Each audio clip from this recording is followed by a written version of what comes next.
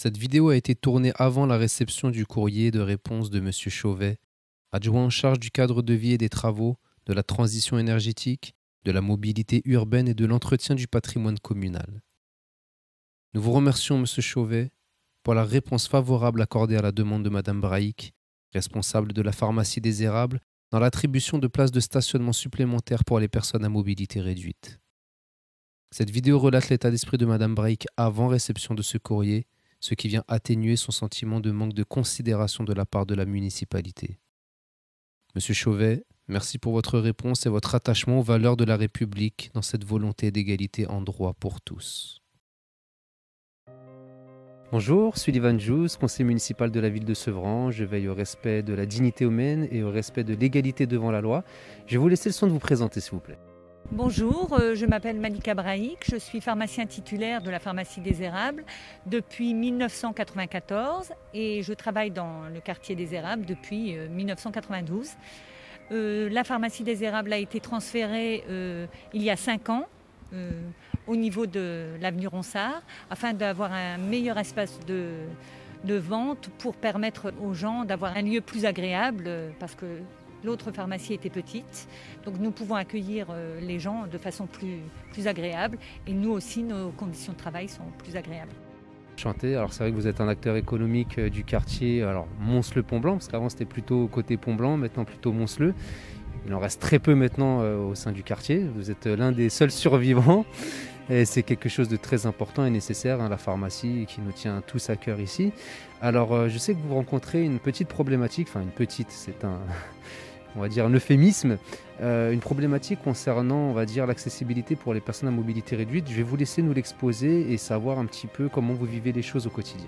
Alors oui, effectivement, ici, comme vous pouvez le constater, il y a une grande place, mais pour les personnes à mobilité réduite qui se déplacent en voiture, parce que justement, elles ont une mobilité réduite, donc pour pouvoir se garer, il faut qu'elles se garent de l'autre côté de la place.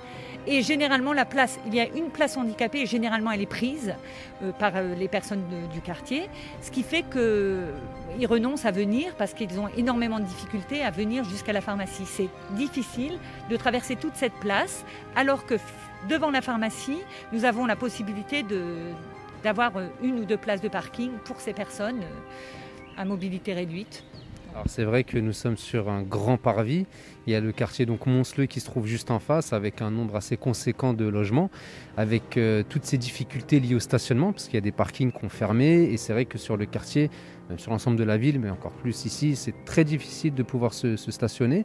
Comme vous le disiez, il n'y a qu'une seule place pour les personnes à mobilité réduite qui se trouve assez loin, c'est à peu près une centaine de mètres on va dire.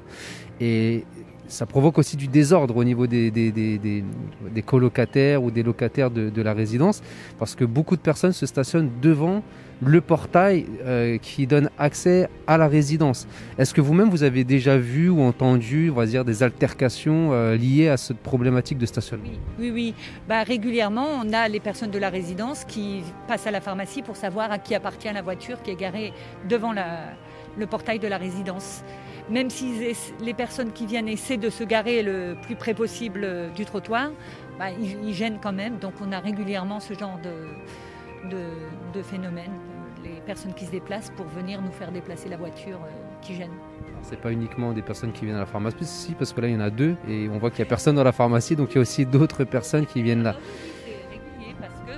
Toutes les places de parking réservées à la rue sont prises constamment, 24 heures sur 24. Donc personne ne peut se garer dans la rue. Alors, quand Bâtigère a effectué la construction de ces immeubles, ils avaient prévu des locaux commerciaux. C'est comme ça que vous avez eu connaissance de la chose et vous avez pris attache avec eux. On voit qu'aucune place de parking n'a été prévue à cet effet. Alors, ils ne savaient pas forcément à l'époque quel genre de commerce allait s'installer, d'accord ? Mais on voit quand même qu'avec toute la place qu'il y a ici, je sais que vous avez demandé plusieurs fois à la municipalité de pouvoir se pencher sur cette problématique et d'essayer de voir comment il serait possible d'installer un système qui permettrait aux personnes à mobilité réduite de pouvoir venir, on va dire, de manière beaucoup plus sécurisée à la pharmacie pour récupérer les choses qu'ils doivent récupérer, soit avec un dépose-minute, soit en créant des places de parking, avec un système où c'est peut-être vous qui donneriez accès, etc. Combien de fois avez-vous sollicité, on va dire, les services de la mairie et quelles ont été les réponses apportées à vos sollicitations? Alors, donc plusieurs fois par oral, j'ai contacté les personnes, les interlocuteurs que nous avions eus déjà pour obtenir le local, donc le pôle économique, c'est ça, de la mairie. Et puis, sans réponse de leur part, parce qu'au bout d'un certain temps, voilà, nous avons décidé d'écrire une lettre recommandée avec accusé de réception, à laquelle nous n'avons pas eu de réponse à ce jour. Donc, alors, les premières sollicitations orales, elles datent d'il y a combien de temps à peu près? À peine un an après la création de la pharmacie, parce qu'on s'est bien rendu compte rapidement que toutes les places de parking étant prises constamment, les gens ne pouvaient pas se garer. Donc, je dirais une fois ou deux par an, j'ai contacté les personnes qui auraient pu apporter une solution, qui m'ont dit oui, on va faire quelque chose, et puis bon, j'attends toujours. Et là, c'est pour ça qu'en début d'année, là, vers le mois de mars, nous avons décidé d'écrire une lettre, parce que les écrits restent, alors que les paroles s'envolent. Donc pas de réponse à ce courrier? Pas de réponse, ça fait 2 mois. Donc, Elle a été reçue? Elle a été reçue, oui, puisqu'elle était avec accusée de réception. Elle a été reçue, oui, 3 jours après son envoi, mais pour l'instant. Okay. Comment vous expliqueriez, pas comment vous expliquez, mais vous expliqueriez, on va dire, ce manque de considération? On pourrait appeler ça, enfin pour ma part, je parle pour ma part, je considère ça comme un manque de considération à votre endroit, vous qui êtes quand même, comme je disais tout à l'heure, un acteur économique assez important sur le quartier, qui recevez énormément de monde, ne serait-ce qu'une réponse en vous disant c'est possible, c'est pas possible, mais comment vous expliqueriez ça? Écoutez, je pense que nous devons être transparents. En tout cas, on ne nous entend pas, on ne nous voit pas. On n'est jamais venu nous voir. De toute façon, même lors de l'ouverture de la pharmacie, jamais personne, hormis la dame qui s'était occupée des locaux, personne n'est venu nous voir. Donc je pense qu'on ne nous entend pas, on ne sait même pas, peut-être qu'on existe, je ne sais pas. D'accord. Est-ce que vous envisagez peut-être de faire d'autres actions ou peut-être une autre sollicitation d'une manière différente? Après, oui, si j'avais un petit peu de temps de libre, peut-être que je pourrais me déplacer à la mairie, mais hélas, je travaille 6 jours sur 7 du lundi au samedi, voilà, et je dois toujours être présente à la pharmacie, donc je ne peux pas me déplacer à la mairie, donc je n'ai pas trop de solutions pour l'instant. Nous, ce qu'on peut faire, c'est qu'à un moment donné, on peut se déplacer nous-mêmes en votre nom, si vous le souhaitez. C'est une proposition que nous vous faisons pour pouvoir porter cette revendication auprès des autorités administratives de la mairie, pour essayer de faire en sorte que vous puissiez au moins avoir une réponse à votre courrier et de voir comment il serait envisageable d'apporter une solution à cette problématique, parce que c'est une véritable problématique sur le quartier aujourd'hui qui vous concerne directement. Et si vous faites ça aujourd'hui, ce n'est même pas forcément pour vous, parce que les clients viennent quand même, mais c'est vraiment pour la population en elle-même. Bien sûr. Il nous arrive même parfois, quand les sacs sont trop lourds, d'aller les porter jusqu'à la voiture des personnes qui sont garées à 100 mètres d'ici. On va leur apporter leurs médicaments, parce qu'ils ne peuvent pas les porter jusqu'à leur voiture. Donc c'est vrai que c'est un petit peu compliqué, quoi. Ce ne serait même pas une question de confort, mais c'est une question de nécessité aujourd'hui. C'est une nécessité, effectivement. Oui, tout à fait.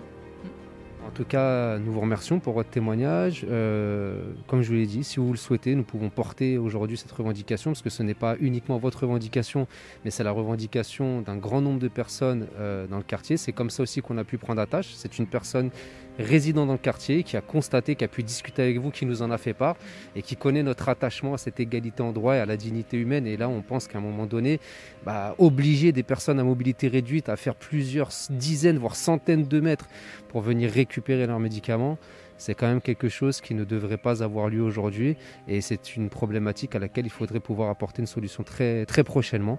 Donc nous n'hésiterons pas, si vous le souhaitez, à aller porter cette revendication-là auprès de la mairie et des services concernés, en espérant qu'il y ait un minimum de considération accordée à cette requête, et que dans les prochaines semaines ou dans les prochains mois, parce que ça nécessite quand même peut-être certains travaux, il y ait une issue favorable qui puisse être trouvée à cela.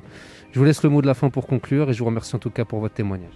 Merci beaucoup en tout cas de mettre en lumière ce problème, et qui satisfera l'ensemble du quartier, je pense. Nous, les locaux, sont faits pour accueillir les personnes à mobilité réduite et les personnes qui ont un handicap. Donc la moindre chose serait qu'ils puissent accéder à la pharmacie plus facilement, je pense. Merci beaucoup, et je vous dis à très bientôt.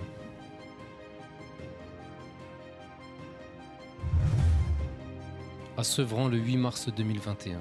Objet. Place pour personnes à mobilité réduite pour la pharmacie du quartier Mons-le-Pont-Blanc.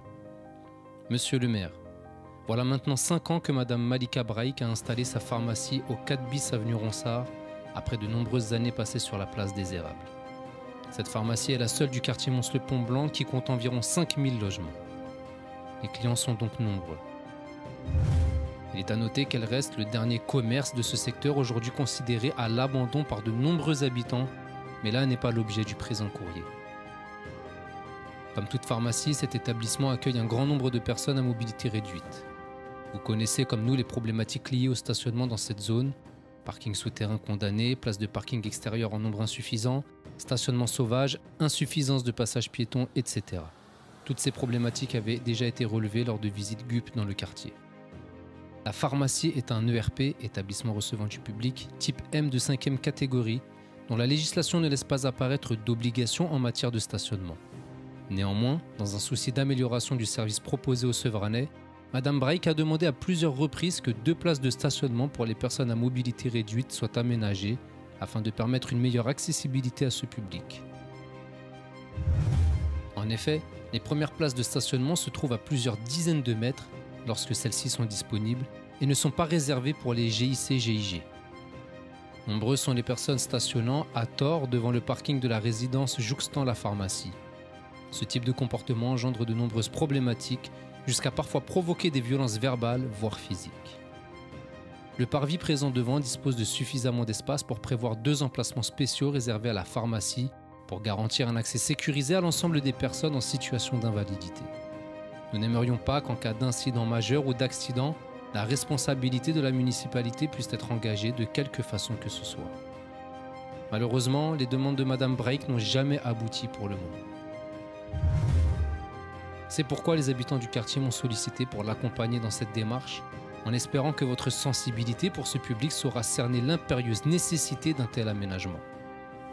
Madame Braïk, au nom d'une grande partie des habitants et moi-même, sollicitons votre intervention pour que 2 places de stationnement réservées GIC-GIG puissent être prévues à cet effet devant la pharmacie en aménageant une partie du parvis en façade. Nous restons à votre entière disposition pour toute rencontre à ce sujet. Dans l'attente, nous vous prions de recevoir, Monsieur le maire, l'expression de nos sentiments respectueux, Madame Braïk Malika, Monsieur Jules Sullivan.